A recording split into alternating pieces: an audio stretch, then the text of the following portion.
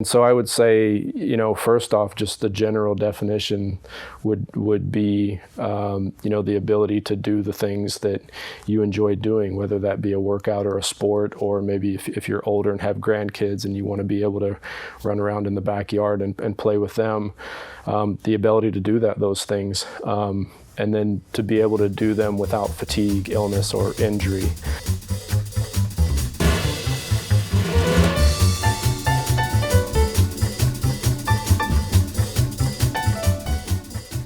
Well, good evening, Sasebo. Good evening, Navy Region, Japan. This is Chaplain Lawrence with another episode of Taps with Chaps. Today, we're going to continue our discussion about resiliency, and we have somebody who's going to talk to us about kind of a specific area of resiliency. And I'd like to welcome today to the show Brent Grubb, who's the director of our gym here at Sasebo. And so welcome, Brent. First, tell us just a little bit about yourself. What's your background? Sure. So I've been in the field of health and fitness my entire life. From a little kid, I played sports, from the time I was maybe 3 or 4. And when I graduated high school and went to college, I wanted to continue with that. I always told myself and my parents that the one thing I didn't want to do is get stuck behind a desk and a computer all day. So I studied exercise physiology in college.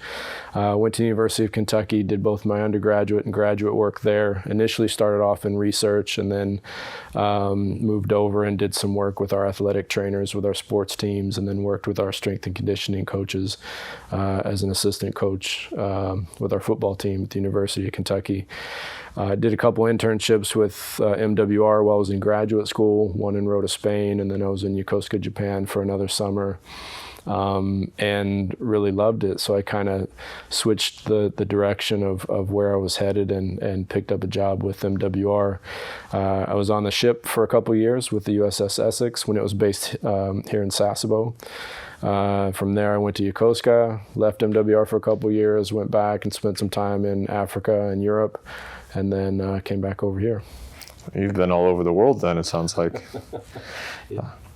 So what, in our discussions about resiliency, what would you define resiliency to be? What does that look like kind of from the chair of an athletic director? Sure. Well, the interesting thing about our field is in the health and fitness world, we're kind of in the business of building resiliency. So, anytime you go to the gym or you do a workout or you play a sport or you really challenge your body in any way, you're actively building your ability to overcome adversity. And so I would say, first off, just the general definition would be, the ability to do the things that you enjoy doing, whether that be a workout or a sport, or maybe if you're older and have grandkids and you want to be able to run around in the backyard and play with them, the ability to do those things, and then to be able to do them without fatigue, illness, or injury.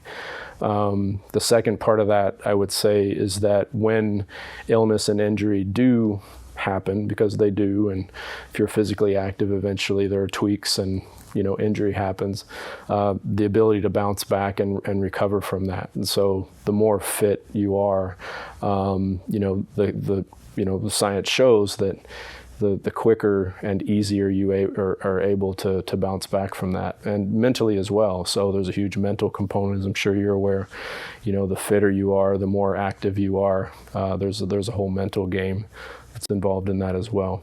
Yep, I think that's great, and you're exactly right. I mean, the mind and the body are so closely linked with one another.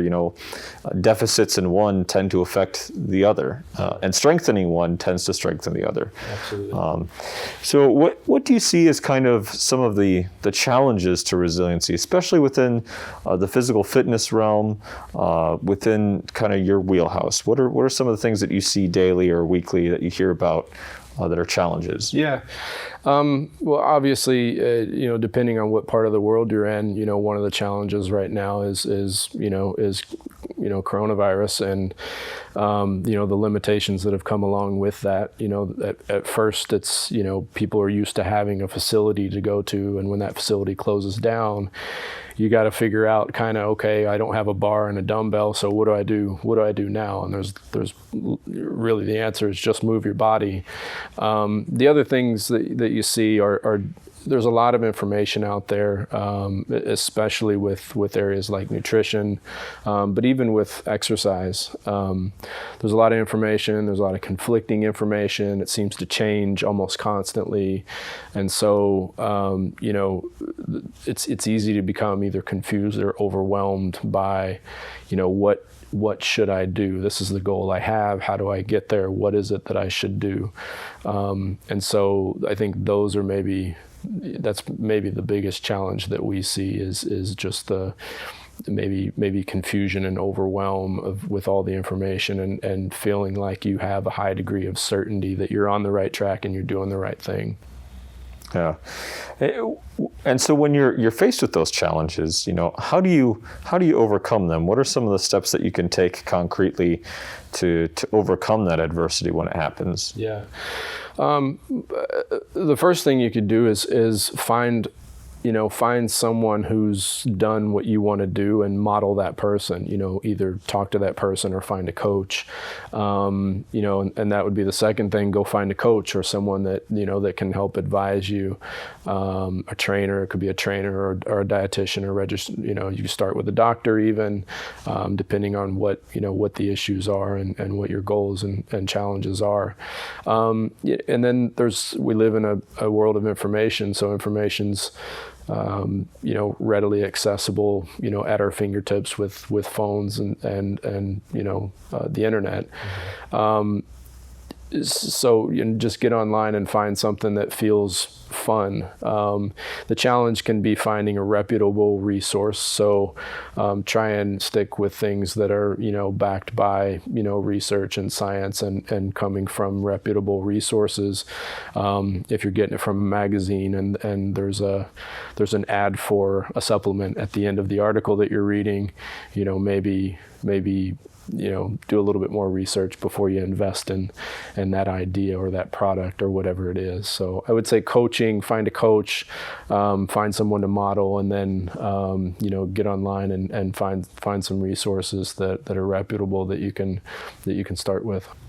So, one of the things I think that's probably been a challenge to a lot of people during COVID, and especially service members, we haven't had PFAs in 2 cycles now, but it sounds like we're going to have one coming up in the spring. So, kind of get ready. But, if you've gotten off the bike, so to speak, for the past year or past 9 months or so forth, where do you start? You just start. That's the quickest and the easiest answer. Just start. And don't start tomorrow. Start today. If you make a decision that you're going to get back on the bike and get going, just maybe it might be a 10-minute stretching session that you do. Just stretch at home on the floor while you're watching TV commercials or something. Do a few squats. Even just do them throughout the day. Do 5 or 10 squats just as you think about it. Over time, that adds up. If you can't make it to the gym, those things are really easy to do. Running up, walk or run up and down stairs. Just find something to get your body moving again, and just commit to doing something every day. So that's where I would start, and then from there, develop a plan. Get with someone if you don't know how to develop a plan. Get with someone who can help you. Find a resource online, so that you actually have a plan to follow from there. To get you back into shape for PRTs when they restart next year. Yeah, I think you're great. Just start today, don't start tomorrow.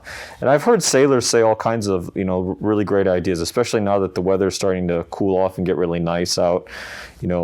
Takes away one more excuse that you have. Oh, the weather's hot, I can't get outside. And now is kind of the perfect time to get back at it. And you mentioned, I always like to talk to my guests about resources, but you mentioned the fact that gyms, especially fleet and family run gyms, have trained professionals. They have people who can work with you and develop a plan kind of at whatever level that you're at. And I think that's something great that we have as a community, as a base that probably you'd pay an arm and a leg for out in the civilian world.